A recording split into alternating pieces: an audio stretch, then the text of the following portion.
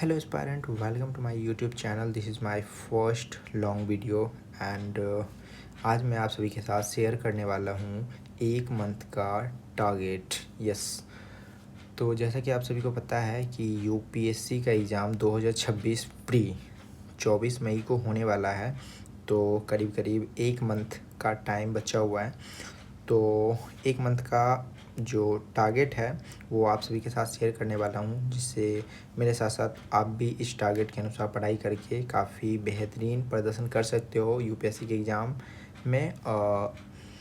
जैसे कि आप देख सकते हो यहाँ पे आज 18 अप्रैल को मैं इस वीडियो को रिकॉर्ड कर रहा हूँ। तो आप 18 और 19 ये 2 दिन आपका जो भी बचा हुआ क्लास वगैरह है या फिर जो भी है तो आप उसको कर लेना। और 20 अप्रैल से ये जो है सो टारगेट मैं बनाया हूँ। तो 20 अप्रैल से 2 दिन पढ़ाई करने के बाद एक दिन टेस्ट लगाने, ऐसा कुछ मैंने प्लान बनाया है। 2 दिन पढ़ना है, बाकी एक दिन टेस्ट लगाना है, जिसमें कि जीएस और सीसेट दोनों का टेस्ट होगा। और ये जो आप पिंक वाला देख रहे हो ये सारे टेस्ट हैं, जिसमें कि जीएस और सीसेट दोनों का टेस्ट होगा। ये करीब करीब 10 टेस्ट होने वाला है, जिसमें कि जीएस और सीसेट दोनों का होगा 10-10 फुल लेंथ टेस्ट होगा ये। और एग्ज़ाम के लिए तो 10 टेस्ट फुल लेंथ कम से कम देना ही चाहिए, जिससे कि काफ़ी सारे टॉपिक पे आपका कमांड हो जाएगा। तो 2 दिन पढ़ाई के बाद एक दिन टेस्ट देना है, फिर उसी दिन उसका एनालाइज भी करना है।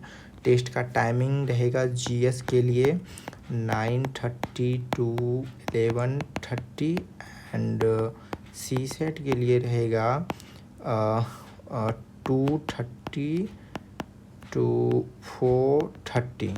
ओके, एंड आप देख सकते हो ये 22 को टेस्ट है, फिर 25 को है, फिर 28 को है, फिर नेक्स्ट मंथ में ये 1 मई को है, फिर 4 में, 7 में, 10 में एंड 13 को, 16 को, 19 को। इसके बाद आप टेस्ट दे सकते हो आप 22 को। अगर आपका दे सकते हो तो आप दे देना, नहीं तो आप इसको स्किप भी कर सकते हो। 10 टेस्ट काफ़ी है। और आप पढ़ाई जो है सो कैसे करोगे, तो आप कुछ इस तरह से जो है सो कर सकते हो। जैसे कि आप 24 घंटे में करीब करीब 10 घंटा आपको अलग कर देना है, जिसमें से 6 से 7 घंटा आपको सोना भी है और 3-4 घंटा आपको थोड़ा सा अदर वर्क में आप कर सकते हो। बाकी आप 12 से 13 घंटे 14 घंटे पढ़ाई करना काफ़ी नेसेसरी हो जाता है, क्योंकि एग्ज़ाम काफ़ी नज़दीक आ गया है। और इस 14 घंटे में भी आप जो है सो जीएस के लिए कम से कम 4 से 5 घंटा, जीएस के लिए कम से कम 4 से 5 घंटा आपको देना पड़ेगा, जिसमें से कि आप 4 से 5 घंटे में 2 जीएस का सब्जेक्ट, कम से कम 2 जीएस का सब्जेक्ट आप लेकर ज़रूर चलें, क्योंकि अब एग्ज़ाम काफ़ी नज़दीक आ गया है। तो आप एक सब्जेक्ट को लेकर नहीं चल सकते हैं, क्योंकि अगर एक सब्जेक्ट लेकर चले तो फिर सारे पेपर्स जो है सो आपका कवर नहीं होगा एग्ज़ाम से पहले। और इसको इग्नोर भी नहीं कर सकते हैं, क्योंकि कम से कम एक मंथ में आपको 2 रिवीजन सारे सब्जेक्ट के करना ही चाहिए। और जैसे कि आप एक साथ पॉलिटी को एंड इकोनॉमिक्स को ले सकते हो, फिर एक साथ ये ले लो, जो कि आपको लगभग एक सप्ताह 5 दिन के आसपास चलेगा, 5 दिन। फिर उसके बाद आप मॉडर्न हिस्ट्री ले सकते हो, इसके साथ आप जो है सो ज्योग्राफी ले सकते हो। उसके बाद आप साइंस टेक के साथ आप जो है सो इन्वायरमेंट भी ले सकते हो। तो कुछ इस प्रकार आपको जो भी सब्जेक्ट सही लगे आप कॉम्बिनेशन बना के आप ले सकते हो। बाकी आप इसको कैसे पढ़ोगे ये आगे मैं आपको बता दूंगा। बाकी आप सी सेट को कभी भी इग्नोर मत करना। सी सेट का पेपर एग्ज़ाम के लिए काफ़ी इम्पोर्टेंट होता है। तो अगर आपका सी सेट मज़बूत है तो 2 घंटे दे सकते हैं, इग्नोर तो करना ही नहीं है। बाकी थोड़ा सा वीक है तो आप 3 घंटे दे सकते हो अपने पेपर जो भी है तो आपका वीक है या फिर स्ट्रॉन्ग है, आप अपने अनुसार इसको टाइम एडजस्ट कर लेना। 2 से 3 घंटे आपको ज़रूर देना चाहिए सीसैट के लिए। बाकी जो समय बचता है 5 से 6 घंटे, इस 5 से 6 घंटे को आप PYQ करना, करंट अफेयर करना, बाकी टेस्ट जो लगाना है उस टेस्ट का फिर एनालाइज भी करना है। सिर्फ टेस्ट लगाने से कुछ भी नहीं होने वाला है, टेस्ट को एनालाइज भी करना है। फिर उस एनालाइज में देखना है कि क्या मेरा गलत हो रहा है, क्या मेरा सही हो रहा, कौन सा पोर्शन मेरा मजबूत है, कौन सा पोर्शन मेरा कमज़ोर है। जो भी पोर्शन कमज़ोर है उसको अपने नोट में ऐड ऑन करने के साथ साथ उसको देखना भी है कि इसको फिर से रिवीजन भी करना रहता है। उसके अलावा आप GS के जो भी सब्जेक्ट कंप्लीट हो जाए उसका करंट अफेयर ज़रूर देख लें, उसका PYQ ज़रूर देख लें। आपको आगे मैं ये बता दूंगा। बाकी आपका देख सकते हो, आप इजीली ये कर सकते हो। एग्ज़ाम नज़दीक आ गया है तो आपको इतना पढ़ना ही पड़ेगा। बाकी अगर आप बहुत सारे बच्चे नाइट में पढ़ते हैं, बहुत सारे दिन में पढ़ते हैं, तो आपका जो भी शेड्यूल हो, दिन में पढ़ रहे हो या फिर रात में, उससे कोई फ़र्क नहीं पड़ता है। जिसको जो भी टाइम में अच्छा लगता है वो पढ़ता है, ठीक है। तो कुछ ऐसा है कि 6 बजे के आसपास सुबह में मैं तो उठ जाता हूँ, आप लोग डिसाइड कर लेना अपने हिसाब से। मैं तो 6 बजे के आसपास उठ जाता हूँ। फिर 6 से 7 के आसपास थोड़ा सा एक्सरसाइज वगैरह और थोड़ा सा नाश्ता वगैरह करके फिर 7 बजे से मैं मॉर्निंग में 7 बजे से 9 बजे के आसपास GS का सब्जेक्ट कोई भी एक उठा के 2 घंटे, एकदम 2 घंटे GS सब्जेक्ट को पढ़ना है। उस टाइम पे अपना फ़ोन को स्विच ऑफ, एयरप्लेन मोड जो भी हो सकता है, अपने फ़ोन वगैरह को, टैब वगैरह को हटा के सिर्फ जो भी आपका नोट है, बुक है या फिर जो भी आपका बुक वगैरह पढ़ रहे हो उसको पढ़ना है। 2 घंटे पढ़ना है कम से कम। उसके बाद कोई भी सब्जेक्ट हो सकता है, आप इसमें मॉडर्न हिस्ट्री से शुरू कर सकते हो, उसके बाद ज्योग्राफी से शुरू कर सकते हो, इकोनॉमिक्स से शुरू कर सकते हो, पॉलिटी से शुरू करते हो। आप कोई भी सब्जेक्ट एक जो है सो शुरू कर सकते हो। जो भी सब्जेक्ट शुरू करना उसको 4 से 5 दिन में ख़त्म करना है, ठीक है। बाकी इसी में 2 घंटा हो जाने के बाद, कंप्लीट हो जाने के बाद 15 मिनट का थोड़ा सा गैप ले लेना है, ब्रेक ले लेना है।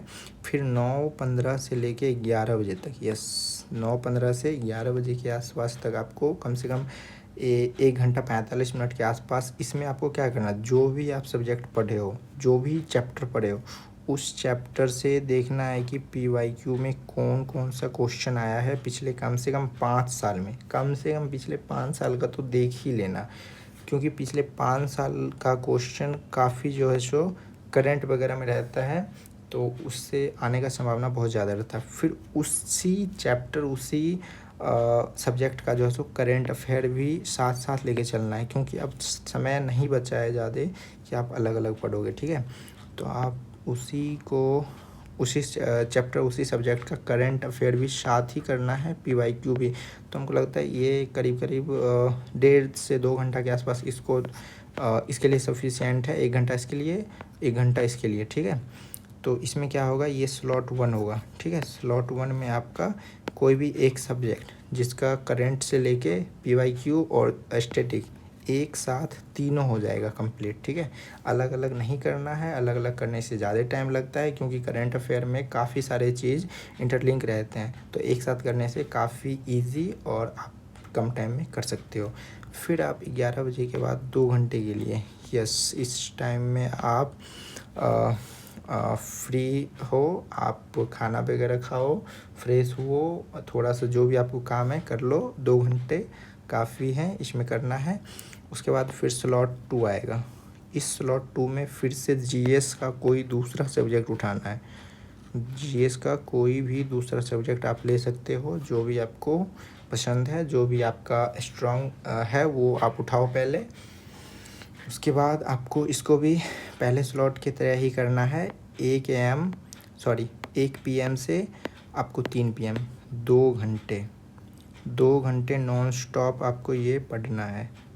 उसके बाद इसी चैप्टर, इसी सब्जेक्ट के PYQ पिछले 5 साल का 5 ईयर्स का आपको देखना है, प्लस इसी चैप्टर इसी सब्जेक्ट का करंट अफेयर भी आपको करना है साथ ही साथ, क्योंकि साथ साथ करने से टाइम आपका कम लगेगा और समझ में भी ज़्यादा बेहतर तरीके से आएगा।